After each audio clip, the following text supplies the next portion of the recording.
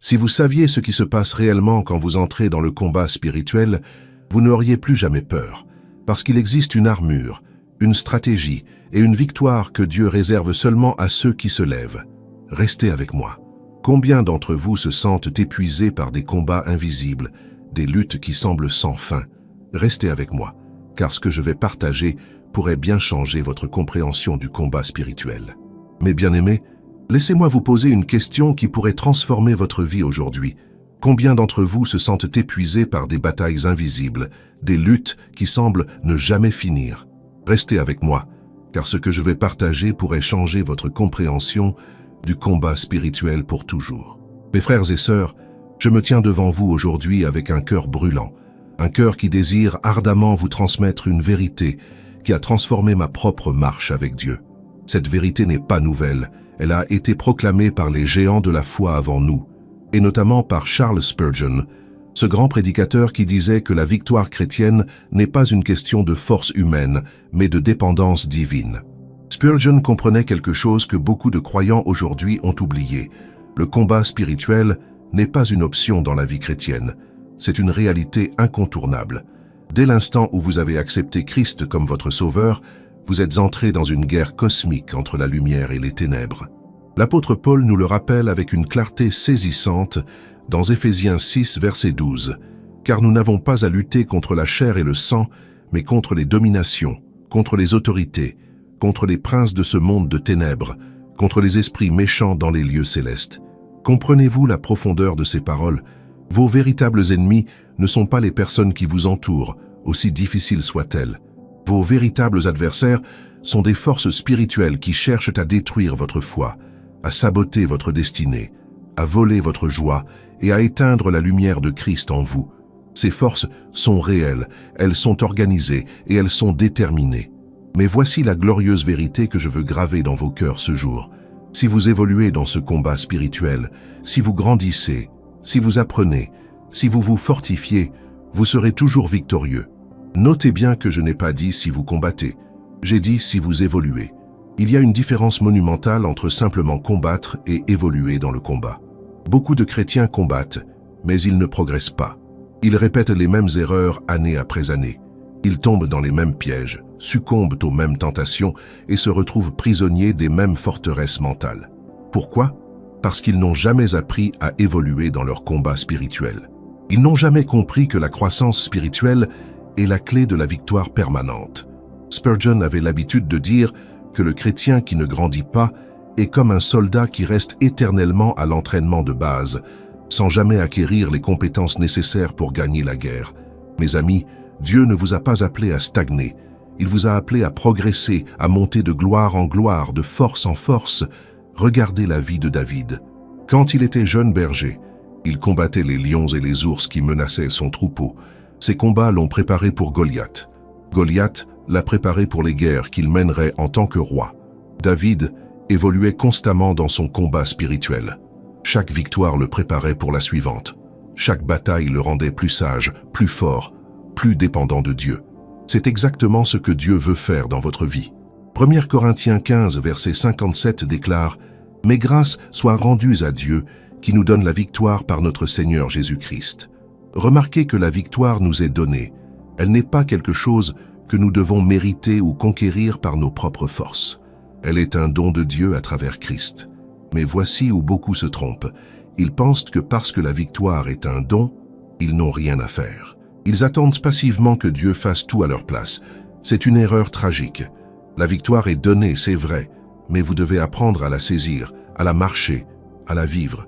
Vous devez évoluer dans votre compréhension et votre application de cette victoire. Pensez à un enfant qui apprend à marcher. Les jambes lui sont données à la naissance, mais il doit apprendre à s'en servir. Il tombe, il se relève, il tombe encore, et progressivement, il maîtrise l'art de marcher. De la même manière, Dieu vous a donné tout ce dont vous avez besoin pour la victoire spirituelle, mais vous devez apprendre à utiliser ces armes, à les maîtriser, à évoluer dans leur utilisation. Si vous désirez approfondir votre intimité avec Dieu et fortifier votre vie spirituelle, je vous invite à découvrir notre e-book « 21 jours pour restaurer votre intimité avec Dieu ». Vous trouverez le lien dans le premier commentaire épinglé. C'est un outil précieux pour votre croissance spirituelle. Et si cette parole touche votre cœur, n'oubliez pas de vous abonner à notre chaîne pour ne manquer aucun message qui pourrait transformer votre marche avec Dieu. Le problème de nombreux croyants aujourd'hui est qu'ils veulent la victoire sans la transformation. Ils veulent gagner sans grandir. Mais Dieu, dans sa sagesse infinie, a lié ces deux réalités ensemble. Vous ne pouvez pas avoir une victoire durable sans une croissance spirituelle authentique. Jacques 1, verset 4 nous exhorte « Mais il faut que la patience accomplisse parfaitement son œuvre, afin que vous soyez parfaits et accomplis, sans faillir en rien. » Mais bien-aimés, comprenez que chaque épreuve, chaque tentation, chaque bataille spirituelle que vous traversez est une opportunité d'évolution.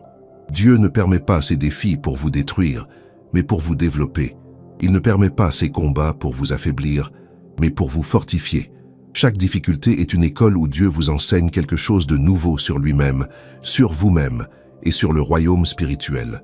L'erreur que font tant de chrétiens est de chercher à éviter le combat plutôt que d'apprendre à y évoluer. Ils prient « Seigneur, éloigne de moi cette épreuve ».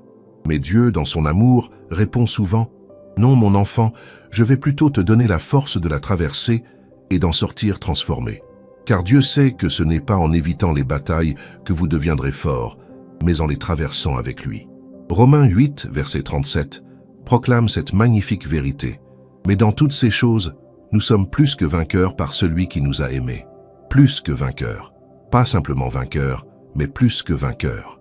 Cela signifie que non seulement vous gagnez la bataille, mais vous en sortez enrichis, fortifiés, avec un témoignage puissant et une foi plus profonde. Permettez-moi maintenant de vous emmener plus profondément dans cette compréhension du combat spirituel. Il est essentiel que vous saisissiez ce principe fondamental.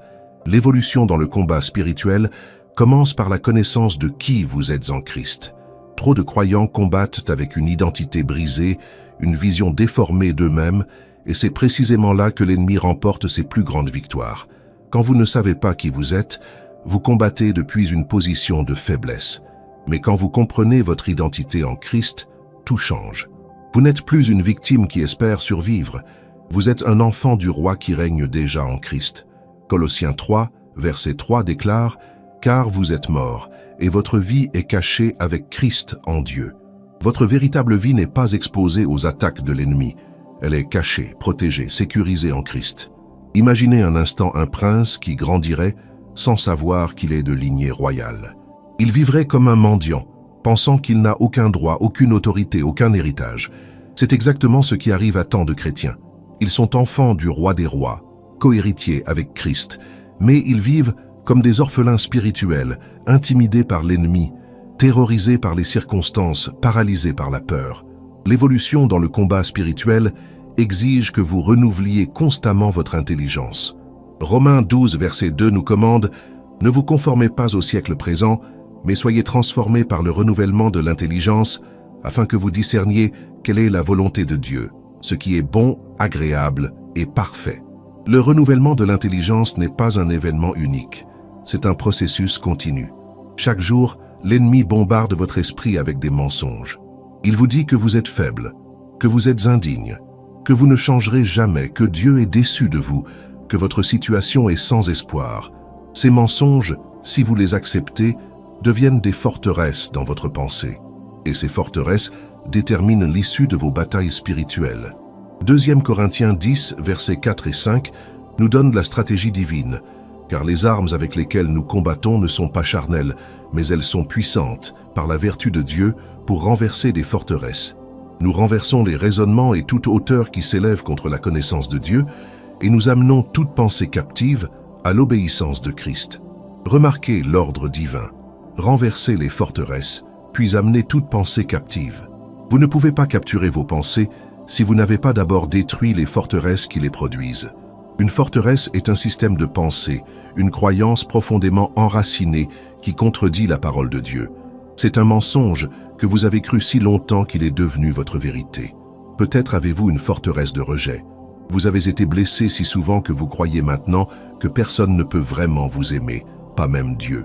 Peut-être avez-vous une forteresse de peur. Vous avez vécu tant de déceptions que vous êtes convaincu que rien de bon ne peut vous arriver. Peut-être avez-vous une forteresse de condamnation. Vous avez péché si gravement que vous pensez être au-delà de la rédemption. Mes bien-aimés, ces forteresses doivent être détruites et elles ne peuvent l'être que par la vérité de la parole de Dieu. C'est ici que l'évolution devient cruciale. Au début de votre marche chrétienne, vous pouviez ne pas reconnaître ces forteresses, mais à mesure que vous évoluez, le Saint-Esprit vous les révèle une à une et vous donne la puissance de les démolir. Évoluer dans le combat spirituel signifie aussi apprendre à utiliser vos armes spirituelles avec une efficacité croissante. Éphésiens 6 nous parle de l'armure de Dieu, la ceinture de la vérité, la cuirasse de la justice, les chaussures du zèle, le bouclier de la foi, le casque du salut, l'épée de l'esprit. Mais combien de chrétiens connaissent ces armes sans vraiment savoir comment s'en servir? Prenons le bouclier de la foi par exemple. Éphésiens 6 verset 16 dit « Prenez par-dessus tout cela le bouclier de la foi, avec lequel vous pourrez éteindre tous les traits enflammés du malin. » Tous les traits enflammés. Pas quelques-uns, pas la majorité, mais tous. Cela signifie qu'aucune attaque de l'ennemi n'est trop puissante pour votre bouclier de foi. Mais voici la question. Comment utilisez-vous ce bouclier? La foi n'est pas un sentiment vague ou un optimisme religieux. La foi est une confiance ferme dans les promesses de Dieu. Quand l'ennemi lance un trait de peur, vous levez le bouclier en déclarant « Dieu ne m'a pas donné un esprit de timidité, mais de force, d'amour et de sagesse. » Quand il lance un trait de découragement, vous déclarez « Je puis tout par Christ qui me fortifie ». Mais cette utilisation efficace des armes ne vient pas instantanément. Elle se développe avec le temps, à travers l'expérience, à travers les victoires et même à travers les défaites. Oui, j'ai dit les défaites. Parce que même dans vos échecs temporaires, si vous en tirez des leçons, vous évoluez. Vous découvrez où vous étiez vulnérable, où votre armure était mal ajustée, où votre vigilance avait faibli. 1 Pierre 5, verset 8, nous avertit « Soyez sobres, veillez. Votre adversaire, le diable, rôde comme un lion rugissant, cherchant qui il dévorera. » Le diable cherche. Il n'attaque pas au hasard. Il observe. Il étudie vos habitudes. Il identifie vos faiblesses. Il attend le moment opportun. C'est pourquoi l'évolution est si importante. Vous devez constamment fermer les portes que vous aviez laissées ouvertes, fortifier les zones que vous aviez négligées. Un soldat qui ne s'entraîne jamais, qui ne nettoie jamais ses armes, qui ne révise jamais ses tactiques, sera rapidement vaincu sur le champ de bataille. De même, un chrétien qui ne prie jamais, qui ne lit jamais la parole, qui ne jeûne jamais, qui ne cherche jamais la face de Dieu, sera facilement submergé par les attaques de l'ennemi. L'évolution dans le combat spirituel implique aussi d'apprendre de ceux qui nous ont précédés. Hébreux 12, verset 1 nous encourage « Nous donc aussi, puisque nous sommes environnés d'une si grande nuée de témoins, rejetons tout fardeau et le péché qui nous enveloppe si facilement, et courons avec persévérance dans la carrière qui nous est ouverte. » Cette nuée de témoins, ce sont les saints qui ont combattu avant nous et qui ont vaincu. Étudiez leur vie, lisez leurs témoignages, découvrez comment ils ont surmonté leurs épreuves. Joseph a vaincu la tentation sexuelle. Daniel a vaincu la pression de conformité. Esther a vaincu la peur. Paul a vaincu la persécution. Chacun d'eux a quelque chose à vous enseigner sur votre propre combat. Leur victoire illumine votre chemin. Mes frères et sœurs, avançons maintenant vers une dimension encore plus profonde de cette vérité. L'évolution dans le combat spirituel nécessite absolument que vous compreniez le rôle de la prière et du jeûne dans votre arsenal spirituel. Ce ne sont pas simplement des disciplines religieuses que nous pratiquons par tradition, ce sont des armes de guerre spirituelles d'une puissance extraordinaire. Jésus lui-même nous l'a enseigné. Quand ses disciples n'ont pas pu chasser un démon d'un jeune garçon, ils lui ont demandé pourquoi. Matthieu 17, verset 21 rapporte sa réponse. « Mais cette sorte de démon ne sort que par la prière et par le jeûne. » Il y a des batailles, mes bien-aimés, qui ne peuvent être gagnées que lorsque vous combinez la prière et le jeûne. Il y a des forteresses qui ne tomberont que devant cette arme puissante. La prière n'est pas une récitation mécanique de paroles religieuses. La prière est une communion intime avec le Dieu vivant. C'est dans la prière que vous puisez votre force, c'est dans la prière que vous recevez vos stratégies, c'est dans la prière que vous êtes transformés. Quand vous priez, vous ne changez pas Dieu, c'est Dieu qui vous change. Quand vous priez, vous alignez votre volonté sur la sienne, votre cœur sur le sien, votre vision sur la sienne. Regardez la vie de Jésus. Marc 1, verset 35, nous dit « Vers le matin, pendant qu'il faisait encore très sombre, il se leva et sortit pour aller dans un lieu désert, où il pria. Si Jésus, le Fils de Dieu, avait besoin de passer du temps dans la prière avant d'affronter les défis du jour, combien plus en avons-nous besoin? Il ne priait pas par obligation, mais par nécessité. Il savait que sa force venait de cette communion avec le Père. Et le jeûne, mes amis, est une arme que beaucoup de chrétiens modernes ont abandonnée. Nous vivons dans une époque de confort, où l'idée de se priver de nourriture semble extrême, ou même dangereuse. Mais le jeûne n'est pas une punition que vous vous infligez. C'est un choix délibéré de dire non à votre chair pour dire oui à votre esprit.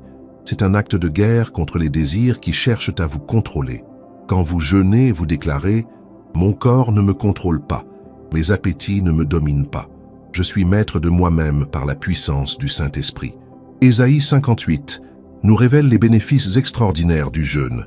Briser les chaînes de l'injustice, dénouer les liens du joug, renvoyer libres les opprimés, voir votre lumière poindre comme l'aurore et votre guérison germer promptement. Mais attention, le jeûne sans la prière est simplement un régime. Le jeûne sans un cœur sincèrement tourné vers Dieu est un exercice vain. C'est la combinaison de ces deux disciplines qui crée une puissance spirituelle capable de déplacer des montagnes, de briser des forteresses millénaires, de libérer des captifs que l'ennemi tenait prisonniers depuis des années. L'évolution dans le combat spirituel vous amène aussi à comprendre l'importance cruciale de la parole de Dieu. Éphésiens 6, verset 17 appelle l'épée de l'esprit qui est la parole de Dieu, votre arme offensive. Toutes les autres pièces de l'armure sont défensives, mais l'épée est pour l'attaque. C'est avec la parole que vous repoussez l'ennemi, que vous détruisez ses mensonges, que vous proclamez la vérité. Quand Jésus a été tenté dans le désert, il n'a pas discuté avec Satan. Il n'a pas essayé de raisonner avec lui. À chaque tentation, il a simplement répondu « Il est écrit ». Matthieu 4 nous montre cette confrontation magistrale où le Fils de Dieu utilise la parole comme une épée tranchante pour déjouer chaque piège de l'ennemi. Et si cette stratégie était suffisante pour Jésus, elle l'est certainement pour nous. Mais voici où beaucoup échouent. Ils connaissent la parole intellectuellement, mais ils ne la vivent pas expérientiellement. Ils peuvent citer des versets, mais ces versets n'ont pas pénétré leur cœur. Jacques 1, verset 22 nous avertit « Mettez en pratique la parole, et ne vous bornez pas à l'écouter en vous trompant vous-même par de faux raisonnements. La parole qui n'est pas mise en pratique est comme une épée qui reste dans son fourreau. Elle ne sert à rien dans la bataille. » Évoluer dans le combat spirituel signifie passer de la connaissance à l'application, de la théorie à la pratique, de l'information à la transformation. Vous devez permettre à la parole de vous façonner, de vous corriger, de vous diriger. Psaume 119, verset 105 déclare « Ta parole est une lampe à mes pieds et une lumière sur mon sentier. » Dans les ténèbres du combat spirituel, la parole illumine votre chemin et vous montre où placer vos pas. Permettez-moi maintenant de vous parler d'un aspect du combat spirituel que beaucoup négligent, l'importance de la communion fraternelle. Vous n'avez pas été appelé à combattre seul. Dieu vous a placé dans un corps, l'Église, et chaque membre a un rôle à jouer dans votre victoire. Ecclésiaste 4, verset 12 dit « Et si quelqu'un est plus fort qu'un seul, les deux peuvent lui résister. Et la corde à 3 fils ne se rompt pas facilement. » Trop de chrétiens essaient de mener leur combat spirituel dans l'isolement. Ils pensent qu'ils doivent être forts tout seuls, qu'admettre leur lutte serait un signe de faiblesse. Mais c'est exactement ce que l'ennemi veut. Il veut vous isoler, vous séparer du troupeau, parce qu'il sait qu'une brebis isolée est une proie facile. 1 Pierre 5, verset 8, nous rappelle que le diable cherche qui dévorer, et il cherche principalement ceux qui sont seuls. Quand vous êtes connecté à un corps de croyants authentiques, vous bénéficiez de leurs prières, de leur encouragement, de leur sagesse, de leur soutien. Quand vous êtes faible, ils sont forts pour vous. Quand vous êtes découragé, ils vous relèvent. Quand vous êtes tenté d'abandonner, ils vous rappellent les promesses de Dieu. Galates 6, verset 2 nous instruit. Portez les fardeaux les uns des autres, et vous accomplirez ainsi la loi de Christ. L'évolution dans le combat spirituel inclut également l'apprentissage du discernement spirituel. Tous les esprits ne viennent pas de Dieu. Toutes les pensées qui traversent votre esprit ne sont pas vôtres. Toutes les portes qui s'ouvrent ne sont pas divines. 1 Jean 4, verset 1 nous commande. Bien-aimés, n'ajoutez pas foi à tout esprit, mais éprouvez les esprits pour savoir s'ils sont de Dieu, car plusieurs faux prophètes sont venus dans le monde. Le discernement n'est pas de la suspicion maladive ou de la paranoïa spirituelle. C'est la capacité donnée par Dieu de distinguer entre ce qui vient de lui, ce qui vient de votre chair, et ce qui vient de l'ennemi. C'est une sensibilité spirituelle qui se développe à mesure que vous passez du temps dans la présence de Dieu, que vous méditez sa parole, que vous écoutez sa voix. Pensez à un expert en billets de banque qui peut identifier instantanément les contrefaçons. Comment développe-t-il cette capacité? En passant d'innombrables heures à étudier les vrais billets. De la même manière, vous développez le discernement spirituel en passant du temps avec la vraie présence de Dieu, en étudiant la vraie parole, en connaissant intimement le vrai esprit. Mes bien-aimés, nous arrivons maintenant à un point absolument crucial dans notre compréhension du combat spirituel. Il est temps de parler de la persévérance et de la patience dans la bataille. Beaucoup de croyants abandonnent juste avant la percée, juste avant la victoire, parce qu'ils n'ont pas compris que certaines batailles se gagnent non pas en un jour, mais sur la durée. Jacques 5, verset 11 nous enseigne. « Voici, nous disons bienheureux ceux qui ont souffert patiemment. Vous avez entendu parler de la patience de Job, et vous avez vu la fin que le Seigneur lui accorda, car le Seigneur est plein de miséricorde et de compassion. » La patience de Job n'était pas une résignation passive, c'était une persévérance active dans la foi, malgré des circonstances catastrophiques. Quand vous évoluez dans le combat spirituel, vous apprenez que la victoire n'est pas toujours instantanée. Dieu pourrait détruire tous vos ennemis en un clin d'œil, mais souvent il choisit de vous faire traverser le processus parce que c'est dans le processus que vous êtes transformé. C'est dans la vallée que votre caractère se forge. C'est dans le désert que votre dépendance envers Dieu s'approfondit. Deutéronome 7, verset 22, nous révèle cette sagesse divine. L'Éternel, ton Dieu, chassera peu à peu ces nations loin de ta face. Tu ne pourras pas les exterminer promptement, de peur que les bêtes des champs ne se multiplient contre toi. Dieu aurait pu donner à Israël une victoire immédiate et complète, mais il a choisi une conquête progressive. Pourquoi? Parce qu'une victoire trop rapide aurait laissé le peuple non préparé pour gérer ce qu'il aurait conquis. C'est la même chose dans votre vie spirituelle. Dieu pourrait vous délivrer instantanément de toutes vos luttes, mais vous ne seriez pas prêt pour la liberté. Vous retomberiez rapidement dans les mêmes pièges.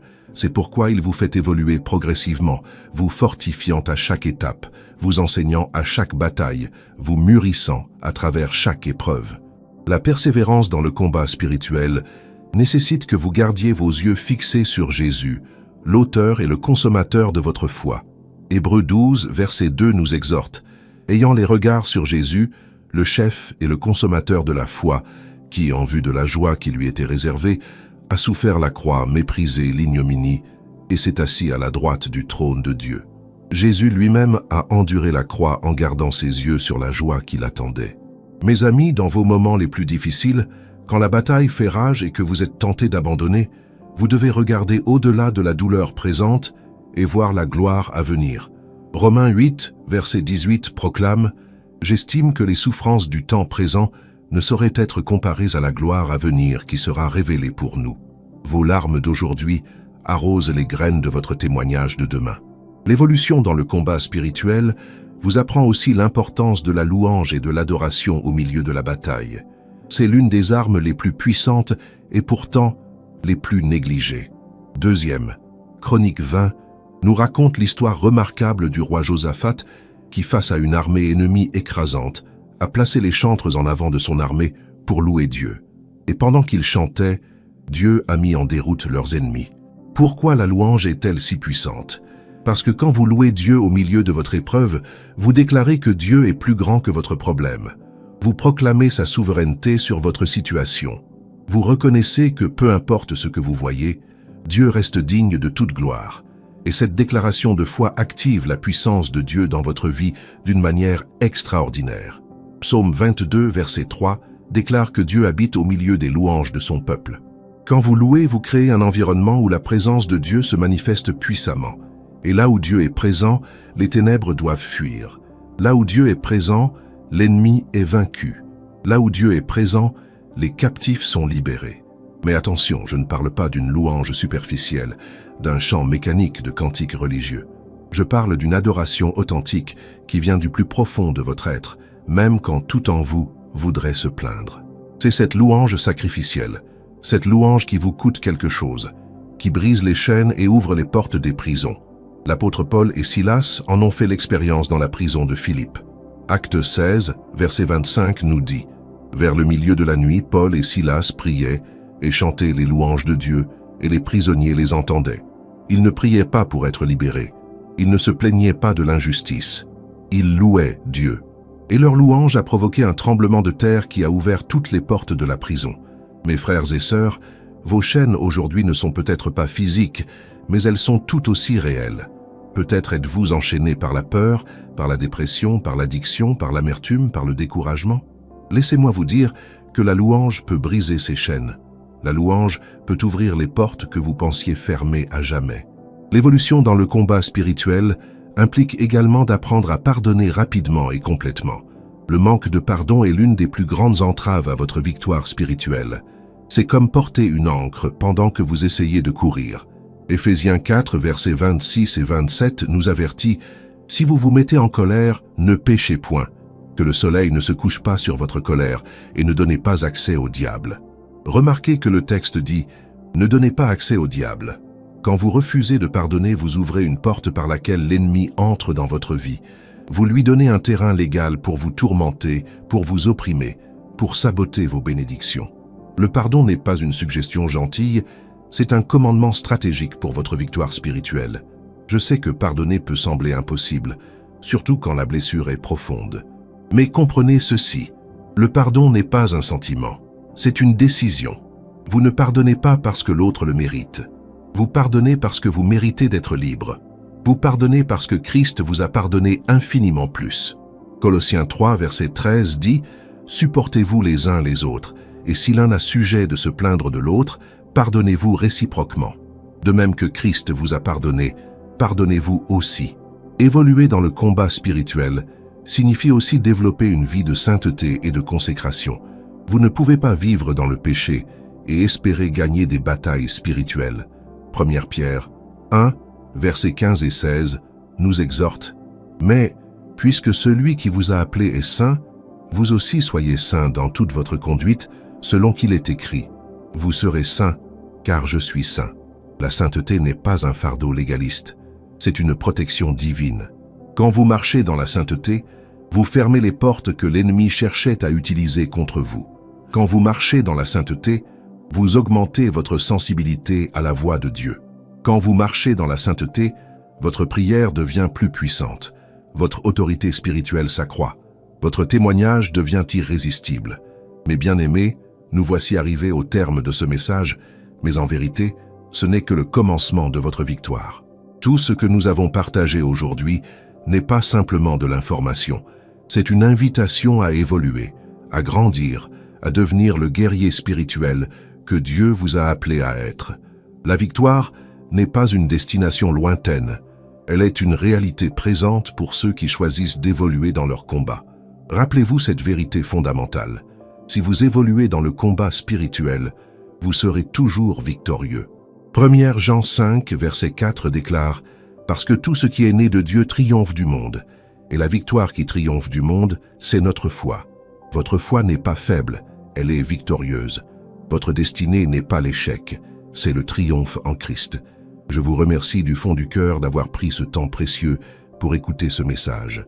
Si ces paroles ont touché votre âme, je vous invite chaleureusement à vous abonner à notre chaîne, à laisser un commentaire pour partager comment Dieu vous parle et à mettre un pouce en l'air pour encourager d'autres personnes à découvrir cette vérité libératrice. Pour aller plus loin dans votre croissance spirituelle, n'oubliez pas de consulter notre e-book 21 jours pour restaurer votre intimité avec Dieu, dont le lien se trouve dans le premier commentaire épinglé. C'est un compagnon précieux pour votre marche victorieuse. Continuez votre voyage spirituel en regardant les prochaines vidéos qui apparaîtront sur votre écran. Que Dieu vous bénisse abondamment et vous fortifie dans votre combat. Vous êtes plus que vainqueurs en Christ.